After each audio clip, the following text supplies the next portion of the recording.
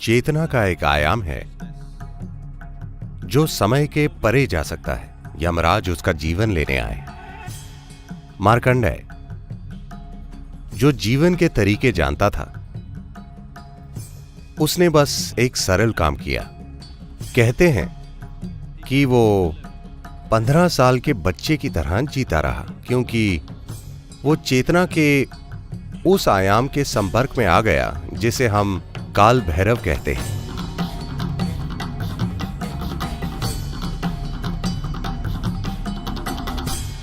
हम शिव को अलग अलग ऊर्जा रूपों की तरह जानते हैं। काल भैरव शिव का एक अनोखा रूप है जो समय के रूप में है। आप समय को मैनेज नहीं कर सकते क्योंकि वो अपनी गति से दौड़ रहा है। ऊर्जा को आप मैनेज कर सकते हैं, उससे खेल सकते हैं। समय अपनी गति से दौड़ रहा है, मगर चेतना का एक आयाम है which can go beyond time. जो समय से परे जा सकता है। चेतना के उस आयाम को काल भैरव कहा जाता है। एक सुंदर पारंपरिक कहानी है। आप सभी जो भारत से हैं, कम से कम आपने जरूर मार्कंडेय के बारे में सुना होगा। यह कहानी कई तरह से सुनाई गई है, इसे समझने की जरूरत है।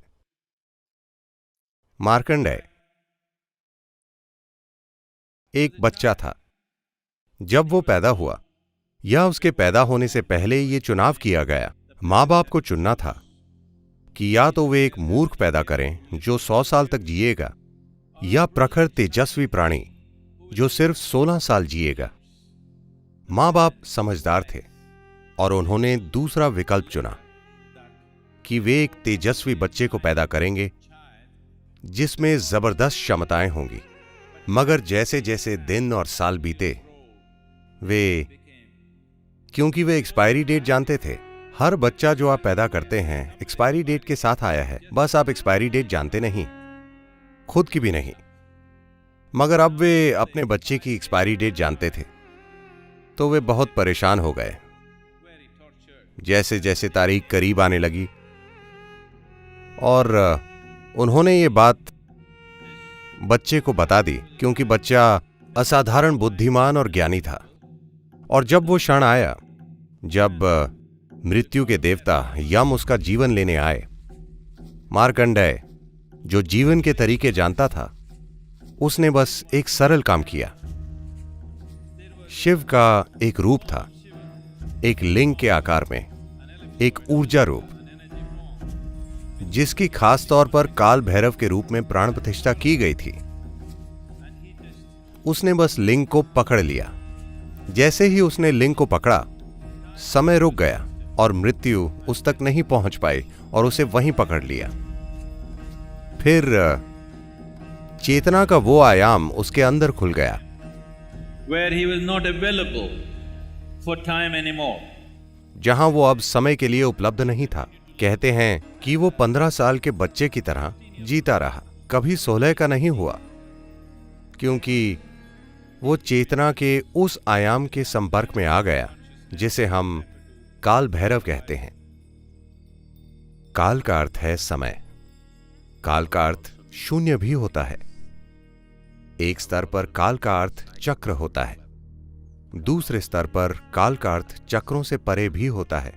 तो इन चीजों को सूक्ष्म रूप में काल, काल भैरव, महाकाल के रूप में समझा जाता है। ये सब अनुभव के अलग अलग आयामों में एक ही चीज की बात करते हैं। अभी समय का हमारा अनुभव सिर्फ प्रकृति के चक्रों के कारण है। जो चीज चक्रों में है हम उसे माप सकते हैं, वो कितनी बार घूमा, उससे हम समय का अंदाजा लगाते हैं। और काल भैरव बस उसका एक प्रतीक बनना है ताकि हम उन तक पहुंच सकें, एक ऊर्जा स्थान बनाते हुए जहां हम उस आयाम तक पहुंच सकें। मेरे ख्याल से तमिल में ये शब्द जैसे इस्तेमाल किया जाता है वो बहुत सही है। जब कोई मरता है वो कहते हैं कालमाइटंगा, मतलब उसका समय खत्म हो गया। ये बहुत सरल और सटीक है। बस यही हुआ, समय खत्म हो गया।